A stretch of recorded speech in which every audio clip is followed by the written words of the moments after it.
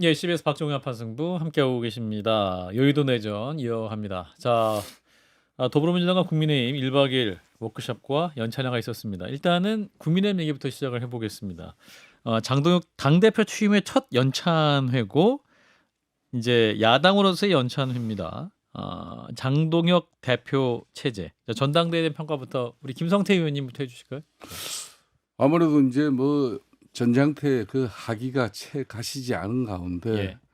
뭐 당 대표가 되자마자 최고위원 회의 한 번 하고 이제 어제 바로 연찬회 예. 한 거 아니겠습니까? 첫날 회의는 상당히 걱정을 정말 많이 했어요. 이 당 대표 되기 전에 전당대회 때 당 대표가 되기 위해서 특히 강성 지지층 등이 없고 그 사람들의 또 강력한 지원을 받기 위해서 예. 뭐 자기가 내뱉은 말이 있지만은 당 대표가 되고 나면 달라져야 되거든요. 당을 통합적으로 관리 운영할 책임도 당 대표고 네. 또 지도부의 몫이란 말입니다. 예. 그러니까 결론은 합리적 보수 정당으로 국민적 신뢰를 회복하는 게 지금 국민의힘은 제일 중요한 일이에요. 그러니까 그렇다면 기존의 당의 체질을 변화시켜야 되는 게 장동혁 당 대표의 몫이에요. 예. 그렇기 때문에 이번 연차를 통해서 조금 분위기가 그래도 나는 이제 전당대회 때 한 내뱉은 이야기를 보면은 이 당이 정말 앞으로 이제 정말 일부는 뭐 벌써 극우 정당 이야기를 하지만은 굳이 학문적으로 보면은 뭐 극단적인 지층이 많아진 그런 사실이지만 아직까지 폭력행위 이런 등이 수반되지 않았기 때문에 극우 정당은 분명히 아니거든요. 예. 근데 여차 잘못하면은 극우 정당화, 뭐 우경화됐다 이런 이야기를 이제 서슴없이 들을 수밖에 없는 상황이에요. 뭐 그런 측면에서 이번 연찬을 통해 가지고 내년 지방선거에서 그나마 정당의 목적은 선거에서 이기는데 목적을 두고 있기 때문에 그러려면은 이 당이 어떻게 변화돼야 되는지 그 부분에 대해서 일정 부분 지도부와 특히 당 대표와 의원들이 같이 공감을 나눈 부분은 뭐 좀 저는 그나마 좀 다행이라고 생각을 합니다. 연찬회가 있어 뭐 싸울 일은 없잖아요, 이재용 의원님. 별로 없죠. 예. 별로 없고 사실 뭐 당이 가장 장동혁 대표가 어떤 발언을 하는지가 주목되는 예. 부분이었잖아요. 예. 근데 장동혁 대표는 알 겁니다. 본인이 아마 지금 대통령 꿈도 꾸기 시작하지 않았겠어요? 그 의원님의 제 생각에. 생각이죠. 제 그죠? 생각에. 예. 그러려면 일단 성과가 있어야 되잖아요. 당 대표로서. 예. 당 대표로 성과가 있으려면 내년 지방선거 이제 가장 눈앞에 놓여 있는 성과 이제 좀 테스트 보는 시점인데 두 가지가 일어나야 될 거예요. 첫째는 민주당이 못하거나, 근데 그건 이제 민주당 어떻게 해야 되는지 봐야 되니까 그건 본인의 손에 달린 게 아니지 않습니까? 예. 그럼 본인이 할 수 있는 거는 당이 얼만큼 그 지방선거에 준비가 될 수 있을 정도로 체질 개선이 됐던 뭐 영역을 넓히던 이걸 해야 되는데 예. 아마 어떻게 해야지만이 그 영역을 넓힐 수 있다는 건 난 장동혁 대표가 알고 있다고 봅니다. 그러니까 예를 들어서 이런 거예요. 전환기를 품는 자가 내년에 지방자치단체장이 되고 국회의원 공천도 받을 수 있고 그리고 다음 대통령까지 될 수 있을 것이라고 전환기 씨가 본인 스스로 얘기를 했다는 그렇습니다. 거죠. 요 반대로 가면 되는 거예요. 품지 마라. 그러니까 제가 전번에도 나와서 말씀드렸잖아요. 네. 이분은 검진이 필요하신 분이라고. 전환기 씨가. 네. 예. 그리고 만에 하나 전환기를 품지 않고 가면 네. 지방자치단체 정도 나올 수 있고 품지 않아야지 국회의원 공천도 받을 수 있고 안 해야지 대통령 될 수 있을 겁니다. 그리고 저는 장동혁 대표 걸 알고 있을 거라고 생각이 들어요. 알고 있다. 네, 그래서 사실 당 대표 된 지 얼마 되지도 않았지만 이제 눈물 난다고 하시던데. 네? 그 전환기 씨가 나 당직 아무것도 안 줘도 된다고 하니까 전환기 씨의 그 충정에 눈물이 나온다. 아니 근데 그럼에도 불구하고 당 대표 말이 예. 좀 변화된 것 같지 않으세요? 대표된 이후에는 후보랑 다르 후보 때랑 조금씩 이제 다시 뭐 이렇게 좀 영역을 넓히려고 하고 있는데 뭐 며칠 전에 부르짖던 걸 갑자기 바꾸면 좀 이상하니까 알겠습니다. 속도 조절을 하고 있는지는 모르겠으나 저는 그 변화가 눈에 좀 띈다 말씀드릴게요. 박정현 앵커님이 말씀하신 예. 그러니까 장동혁 전환길 씨가 평당으로 남겠다니까 눈물 난다고 했잖아요. 요거는 그냥 쐐기를 박는 거예요.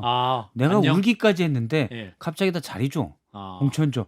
하긴 머쓱하잖아요. 예. 그래서 일단 전환기 씨에 대해서 나는 진심이야라는 거를 과장되게 보내는 거다. 아. 이거는 거리두기가 들어갔다는 거죠. 아, 눈물의 의미는 거리두기다. 그렇죠. 해석 잘하시네. 역시. 정확하죠.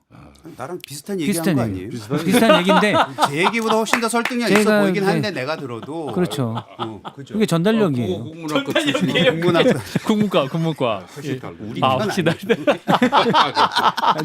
김성태 근데 저도 의원님이 이게 감동했어요. 팩트로 얘기하면 네. 최근 장동혁 대표가 가까운 분에게 그 얘기를 했다고 그러고 앞투부를 어떻게 할 거냐 예. 그 얘기를 했다고 그러더라고요. 어. 하루에 1도씩 변하겠다. 오. 그거는 전당대회 때 본인의 전략대로는 갈 수 없다는 얘기를 본인도 알고 있고 그거는 이재용 의원님이 정확하게 본 것처럼 예. 본인도 알고 있고 또 음. 한 번에 바꾸면 구구가 멀어져 나가잖아요. 그러니까 계속 지지층으로 관리하면서 음. 1도씩 변하겠다. 그거는 뭐 본인의 대선 전략일 수도 있죠. 그러니까 박용진 전 민주당 의원이 오늘 김현정 뉴스쇼 나와가지고 그 장동혁 대표 만나보면 정말 생각보다 괜찮다. 그리고 이분이 중원으로 갈 것이다, 넓힐 것이다 이렇게 함부로 이렇게 얕보면 안 된다 이렇게 말씀하시거든요. 민주당 입장에서.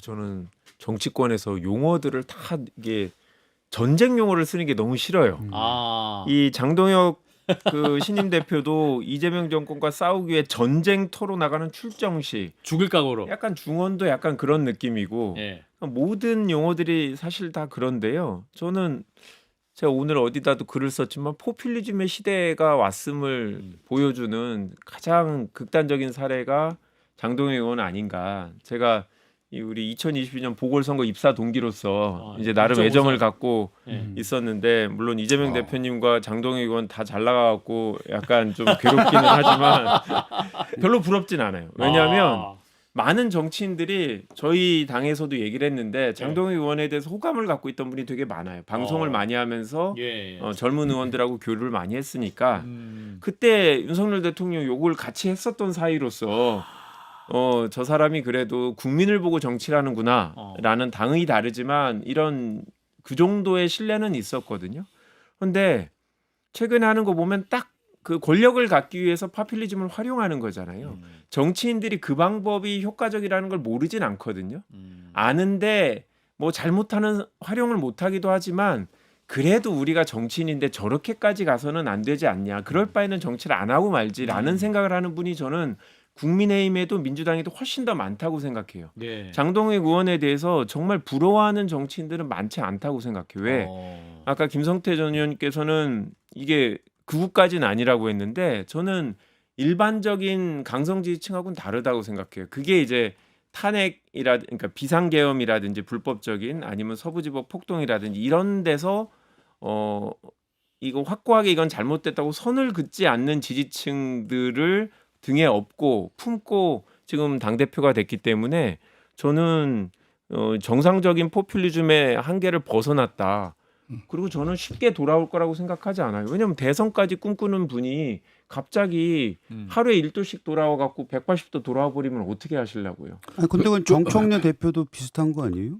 정청래 의원님은 우리가 불법적인 뭐 서부지법 폭동 같은 이런 거를 옹호하시진 않잖아요. 아니 제 말은 이제 네. 전쟁터, 싸우자, 말- 강성 언어의 그거는 네. 제가 그 아까 말씀. 말씀드린 정치권에 대한 불만이에요. 그러니까 다 전략 전술부터 시작해서 모든 용어들이 그래서 그러다 보니까 제가 항상 느끼는 건데 이렇게 김성태 의원님하고 앉아 있어도 우리가 이제 검투사 같은 느낌이 든다는 생각 예전부터 계속 들었어요. 우리 지지층들은 누가 잘 싸우나를 보고 누가 더 세게 싸우고 자 이제 이런- 김성태 의원님이 세게 싸워주세요.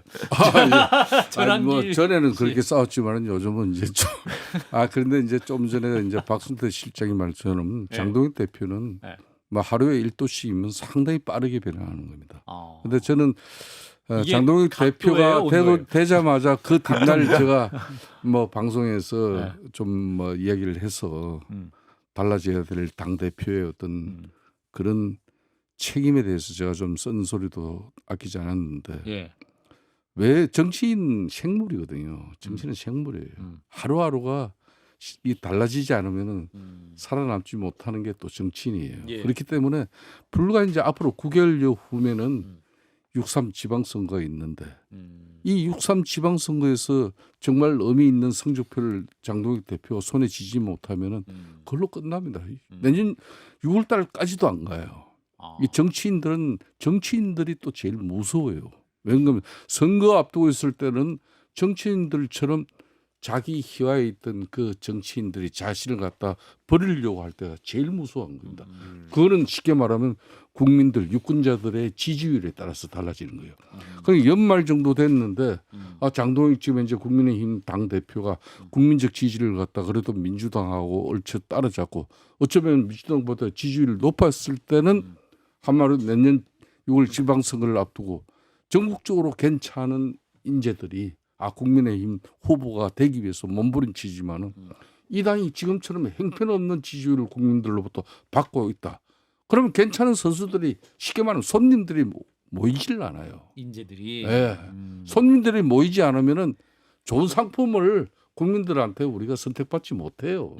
그럼 선거는 져버려요. 그러니까 그게 불과 이제 4개월 후면 그 상황이 오는 겁니다. 얼마 안 남았네요. 그렇죠. 그리고 연말 정도면은 그렇기 때문에 지금 장동익 대표 입장에서는 이제 당내 강성 지층의 도움으로 당 대표가 됐다 하더라도 빠르게 변화합니다.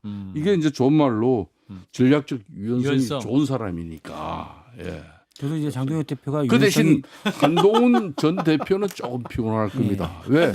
이 강성 지층 이 사람들의 바람이 있고 이 사람들의 요구가 있고 이 사람들의 비전이 있는 건데 어느 날 장동혁 당 대표가 내년 6.3 지방선거 승리를 위해서는 당이 지난 13 비상계엄의 윤석열 전 대통령의 오판에 대해서도 우리가 국민들에게 진솔한 입장이어야 되고 앞으로 당이 자정 배난 노력을 통해 가지고 국민들에게 반듯하게 써야 이재명 정부를 견제하고 거대 입법 권력 민주당을 대응할 수 있다. 이렇게 나오는 겁니다. 그런 변화에 되는 거죠. 장동혁 대표가 유연성이 있다고 저도 보는데 예. 실제 그래왔고요. 친한계에서 갑자기 친윤 핵심으로 갔잖아요. 그런데 칭찬이 아닌 것 같은데. 칭찬이 유연한 건 맞습니다. 네, 맞습니다. 근데 유연해서 사실 정치인이 전략적으로 어떤 선택하고 어떤 메시지를 낼 수 있고 특히 이번 정당대회 같은 경우는 장동혁 대표도 마찬가지고 김민수 최고위원도 마찬가지고 정말 구구 지지층에게 소구한 메시지로 효용성을 맛봤죠. 예. 앞서 말한 포퓰리즘 그런 부분이라고 보는데 근데 선을 넘지 말아야 되는데 장동혁 대표 본인이 나중에 어떤 야권의 대선 주자로서 지금 포지셔닝하고 꿈꿀 텐데 선을 넘은 발언들이 너무 많이 있어서 전당대회나 당내 경선 그러니까 구구 지지층이나 또는 특정 성향을 가진 분들에게는 소구력이 있겠지만 유권자 다수를 대상으로 한 선거에서는 쉽지 않을 거다. 저는 지금 다른 정치인들도 예를 들어서 이번에 국민의힘 전당대회를 보고 나도 저렇게 해야지라고 생각하는 분들이 있을 것 같아요. 그런데 일반 유권자들 대상으로 선거에서는 전혀 전략이 없다. 예를 들어서 올해 3월 15일인가 그럴 겁니다. 여의도 집회에서 장동혁 대표가 계엄에도 하나님의 계획이 있습니다. 물론 이렇게 표현한 거 아니라 훨씬 더 강한 톤으로 얘기를 했죠. 계속 남을 거예요. 박제됩니다. 그러니까 이런 부분들에 대해서 나중에라도 뭐 전당대회 같이 당내 경선은 모르겠는데 일반 선거에서는 무조건 설명해야 돼요. 김한규 의원님. 아닙니다. 뭐 특별히 더 장동혁 의원에 대해서 뭐 유연성에 대한 기대가 없습니다. 저는 아까 말씀드린 것처럼 내년 선거에 이기려면 어떻게 해야 되는지는 뭐 김성태 의원님께서 잘 말씀을 해주셨는데 제가 봤을 때 내년 선거는 지더라도 계속 이 모드를 가실 거라고 봐요. 사퇴 안 하고? 예.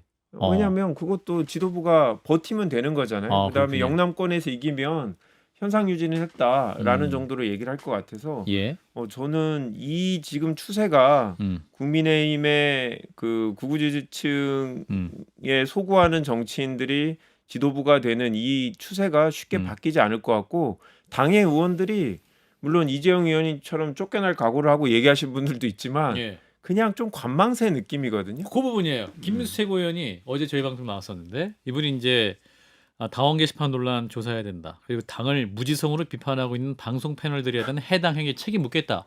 자, 김성태 전 의원님과 우리 이재용 위원장님 어떤 말씀 주시겠습니다. 김민수 최고는 괜히 이만해가지고 며칠 전부터 자꾸 사람들이 너 쫓겨나는 거 아니냐고 묻는 거예요. 아무 문자 받으세요? 저도 제일 먼저 생각나더라고요. 제일 먼저 그 좋은 어떤 거네. 방송에서는 분열주의자 아니냐고 말을 하고 저보고 아닌 것 같은데 라는 생각을 하고 있었는데 뭐 저는 별로 신경 쓰지 않는 발언이고요.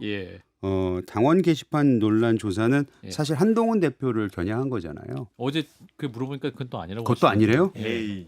노골적으로 한동훈 대표밖에 없잖아요. 당원 당원 게시판. 게시판을 우리 한동훈 대표의 명예 회복의 기회라고 말씀하셨습니다. 네. 아니라면. 그런 식으로 예. 그것도 뭐 논리적으로는 또 어떻게 설명이 될지 모르겠으나 어쨌든 겨냥은 한동훈 대표죠. 예. 한동훈 대표인데 장동혁 대표가 과연 이거를 수용할지 저는 안 할 수도 있다고 생각이 듭니다. 예, 그래서 그것도 지켜봐야 되는 당원 게시판 시점이. 논란도 수용 안 할 것이다. 왜냐하면 장동혁 대표는 이 부분에 대해서 언급하지 않았죠. 그러네요. 생각해 보니까. 네, 그래서 저는 그 부분도 좀 지켜봐야 된다고 생각하고 저도 발언을 좀 조심해야 되겠네요. 안 쫓겨내려면은 요 정도 생각이 드네요. 그런 생각 가질 필요 없고요. 네, 알겠습니다. 나는 이제 뭐 그래도 이 보수의 본산 국민의힘에 나는 뭐 제가 뭐 원내대표까지 쓴소리 아니라 하셨는데. 뭐 어떤 소리도 저는 할 수 있는 위치에 있는 사람이에요. 그렇죠? 예. 그래서 제가 하는데 이지영 위원장은 그 급은 아니잖아요. 그래요. 이게요. 살리는 건지 죽이는 건지 뭔지 아니 모르겠다. 누가 누구를 갖다 뭐 이거 그러니까 아직 정치가 미숙해서 그래요. 정치가. 예? 이게 이제 정치라는 것은 덧셈의 정치를 해야지 뺄셈의 정치 시키게 하면은 쉽게 말하면 망조가 되는 겁니다. 망조다. 망조가 되는. 그러니까 이제 지도부가 한 사람이 되면은 아까도 제가 이야기를 했지만은 정당은 선거에서 이기는 게 목적이에요. 근데 이기기 위해서 그러면은 국민의힘 지층만 가지고 앞으로 이제 뭐 총선도 하고 대통령 선거도 하고 또 지방선거도 해가지고 그 강성 지지층이 당락을 결정짓는다 그러면은 아무 걱정이 없죠. 정말 걱정이 없어요. 그런데 결국은 중도 무당층 그러니까 민주당 지지 진영과 국민의힘 지지 진영은 이 벤치를 안 해요. 결국은 30-40%의 그 중도 무당층 특히 수도권 서울 경기 인천에서 지금 122개 지역구에서 지금 18개밖에 못하고 있는 이 암담한 현실을 이 지도부가 모르면 안 되는 거죠. 그럼 영남권 내에서 내년 지방선거에서 이겼다고. 근데 내년 지방선거가 얼마나 힘든 선거인가 하면요. 지난 3년 전에 윤석열 대통령이 2022년 3월 9일 날 대통령 당선되고 3개월 후에 지방선거를 치렀어요. 예. 그러니까 그 분위기가 있으니까 우리가 압도적으로 압승을 해버렸습니다. 여당 프리미엄. 전체적으로 그때 지방선거에서 한 70%를 우리가 이겨버렸어요. 강력단체장도 뭐 호남 제주 빼고는 다 이겨버렸잖아요. 그러면 그 성적표를 내만큼 내려면은 이 당이 국민들에게 어떤 신뢰를 회복해야 되는지 이 지도부가 그걸 모르면 안 되는 거죠. 그럼 그걸 모르는 사람들이 당권 잡는데 목적이었다면 그것만 하고 정치 그만해야 돼. 근데 어제 김민수 최고위원이 이제 어제 저희 방송에서 이 개헌 문제에 대해서 우리 박성태 실장님의 질문에 대해서 윤 전 대통령의 의중은 어떤 국민도 다치게 하고 불안하게 할 의도가 없었다. 그리고 헌재의 파면 결정에 동의하지도 않는다. 헌재가 판결할 권한이 원칙적으로 없어야 맞는 것이다. 김한규 의원님. 네.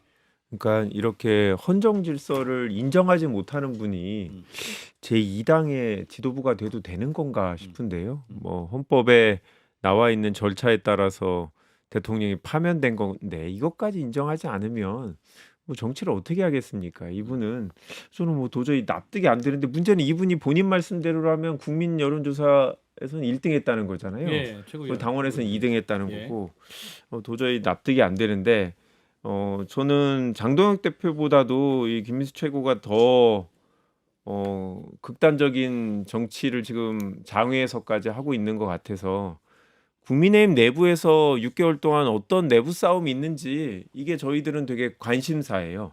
지방선거 때까지. 그렇죠. 만약에 계속 그 장동혁 대표가 1도씩 바뀌지 않고 지금의 분위기를 그대로 유지한다면 저희 당은 정치하기가 너무 쉬워지는 거잖아요.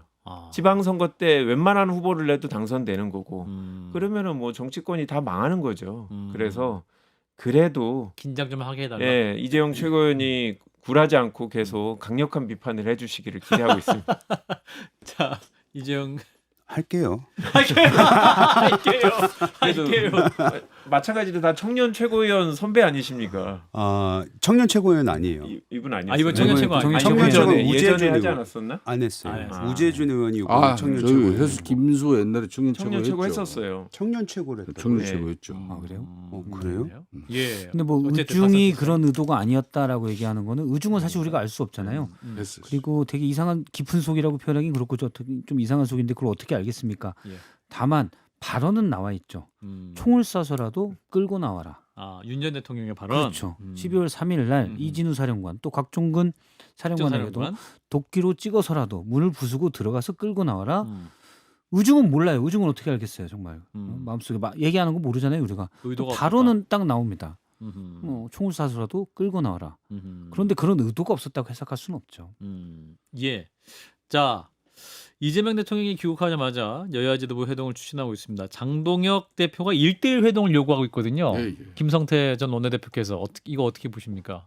그러니까 1대1. 이제 야당의 입장에서는 예. 항상 저 용산 대통령실에서 이제 영수회담이라는 표현을 하지 말고 여야 1대1 지도부 회담 만남. 내지는 단독 회담 이렇게 해달라 표현을 뭐 아마 요청하고 있는 것 같은데 막 이렇든 저렇든 우리 국민들은 영수회담이 듣기 더 편해요. 그냥 익숙해져 있으니까. 예. 그러니까 이제 문재인 정부 시절에도 당시 홍준표 당대표가 영수회담을 그렇게 끊임없이 요구를 했었습니다. 예. 근데 제가 그때 드루킹 특검 관철시키면서 얻은 성과 중에 하나가 그 내용이 영수회담도 또 있어요. 그래서 이제 한 적도 있고 왜 영수회담이 중요한가 하면요.